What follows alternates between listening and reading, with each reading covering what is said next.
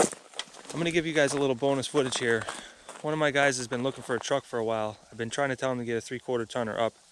So I've been looking for him and I found this truck. This is a 2005 2500 with the hemi and it's got an auto transmission, but I had this exact truck before and the transmission is bulletproof in it. So this is a pretty nice truck.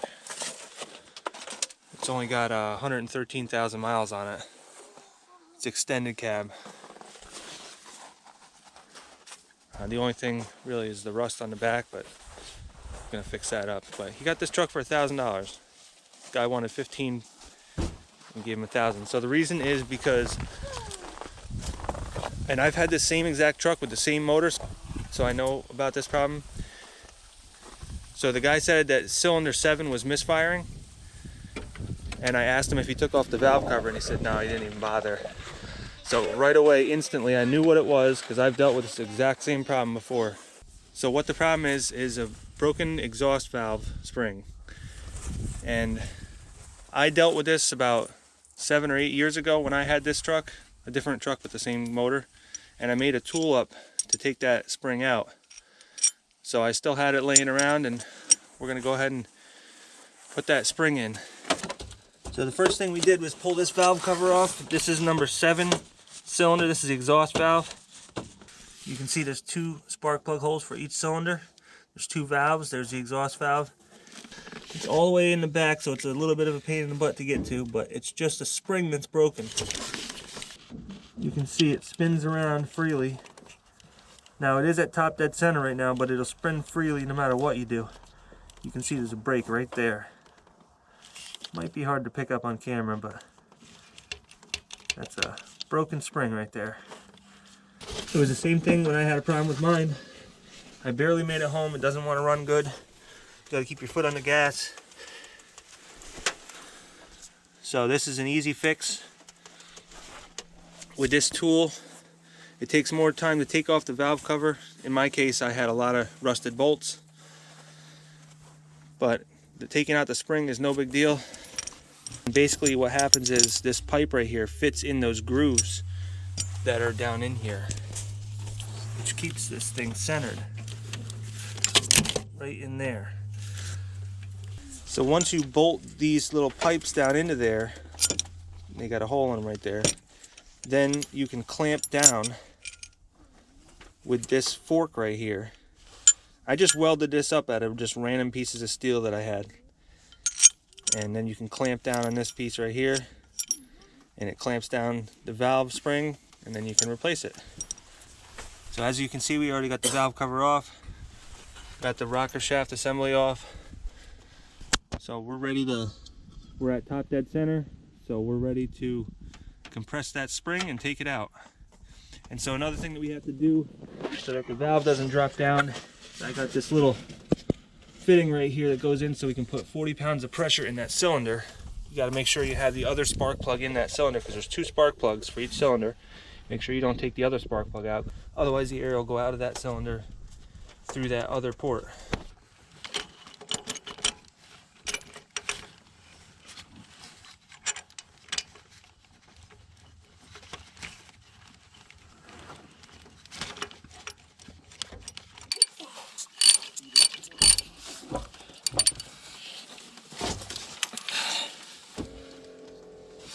So watch this spring compress as I do this.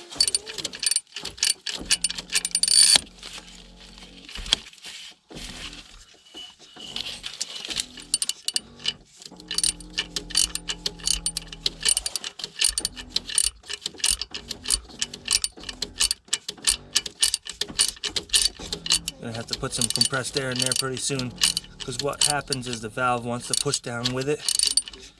So you keep the compressed air in there to keep the valve up. But so far the valve is not pushing down too much. We'll get that in a second.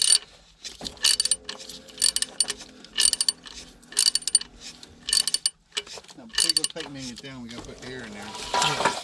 Yeah.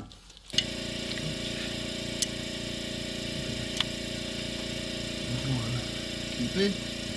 Yeah. Nope. I'm reusing.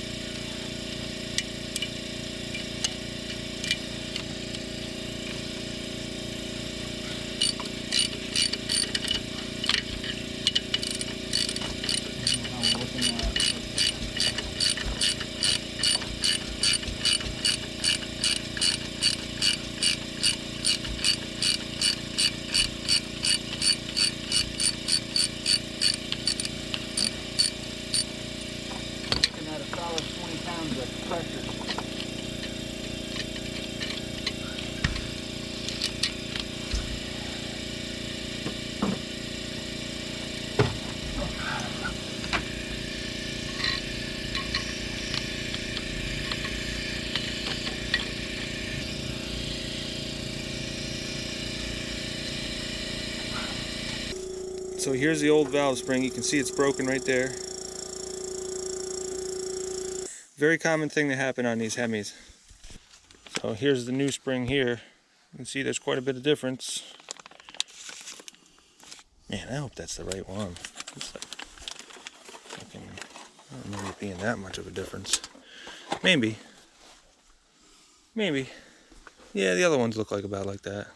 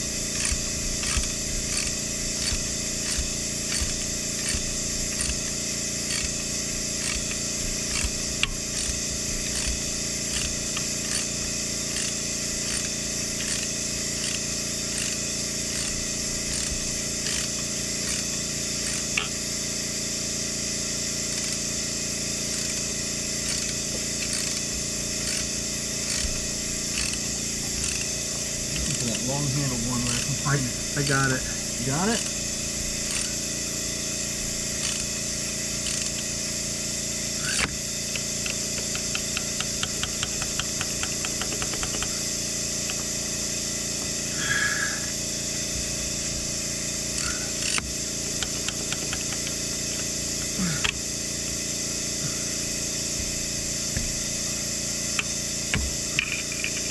I got this little cat's bar here.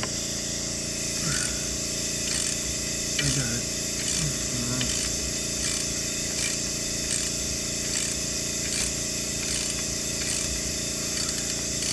There we go.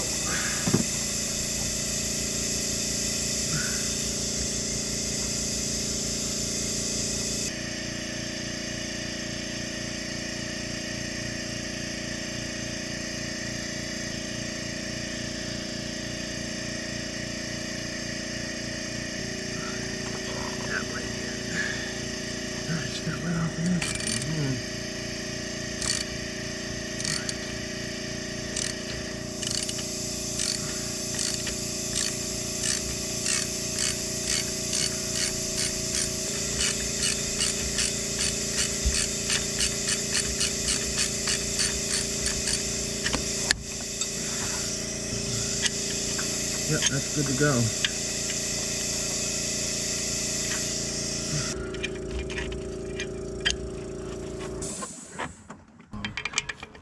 Should be a shorter one.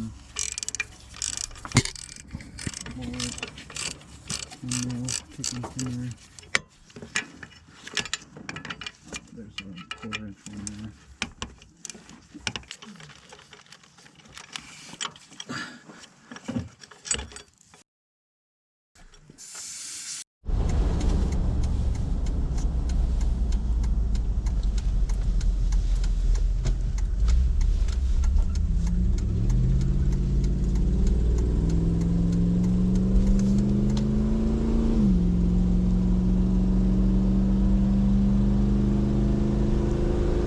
Sounds really nice for a gas motor.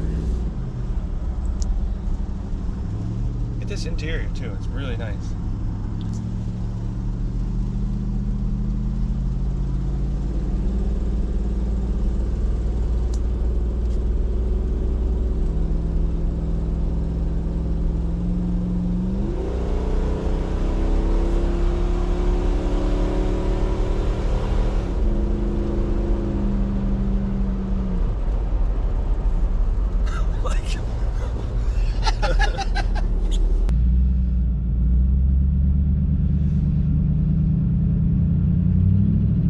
So here's the old valve spring right here. You can see it was staying together before because it was kind of like that. But as soon as you twist it off, it's completely broken. So that was an exhaust valve. So what it was doing was sticking open and just not allowing the motor to build up compression in that cylinder. And normally you think like, well, if there's just one dead cylinder, it'll still run, but not that great. But it barely ran at all. And it almost sounded like it had kind of a knock to it too. So I didn't want to make a big deal about making this video because it's not even my truck. But I just kind of wanted to show you guys what you can do when you patiently wait for something instead of jumping on the first thing that comes along. And also, I try to encourage people not to be discouraged from buying something that needs some work. Usually if you buy something that you can tell what the problem is, then you get a really good deal on it. And another thing that I like to do too is when I'm buying something, I like to see how much knowledge the person that you're buying from has. Like this guy, he kind of just gave up as soon as it didn't run right. He had somebody look at it and said it had no compression in cylinder 7. And he wasn't willing to take the gamble to try to fix it. So he just kind of gave up on it. That's the kind of vehicles that I usually look for. If you buy something from somebody that has a lot of experience, they could be either hiding something or they know the true value of it and they don't want to give it up for cheap. But if you buy it from somebody that doesn't have much knowledge, I know that sounds kind of mean, but you usually get a lot better deal like that. We'll probably make a video about repairing these wheel wells here on the bed. But other than that, this thing is like ready to go. Even the tires are legal on it. So for $1,000 plus like $100, this is what we got. Usually what I do on a vehicle like this is if I have a repair like this that needs to be done, like the valve spring, I'll just repair the one and then we'll go ahead and repair all of them once we know that the truck is worth putting that kind of time and money into. We already have the other valve springs and we'll put them in. But right now we're just still testing it out and it seems to be passing the test pretty good, so we'll be putting those other valve springs in pretty soon. But that's kind of a redundant process, so there's no reason to really put it on the video. We already have all the bolts loose for the one side on the valve cover. That's kind of half the work anyways. I remember when I did mine, the bolts didn't even want to come out. I had to actually weld nuts on those bolts, and that's just for the valve cover. That wasn't even for the exhaust manifold. We'll do a couple oil flushes to make sure we get all the sludge out. And then this thing is ready to go after we do those other springs. And then eventually we'll work on this body work here. But that happens to all these Dodges, especially in the Northeast here. Alright, so that's it for this video on this truck.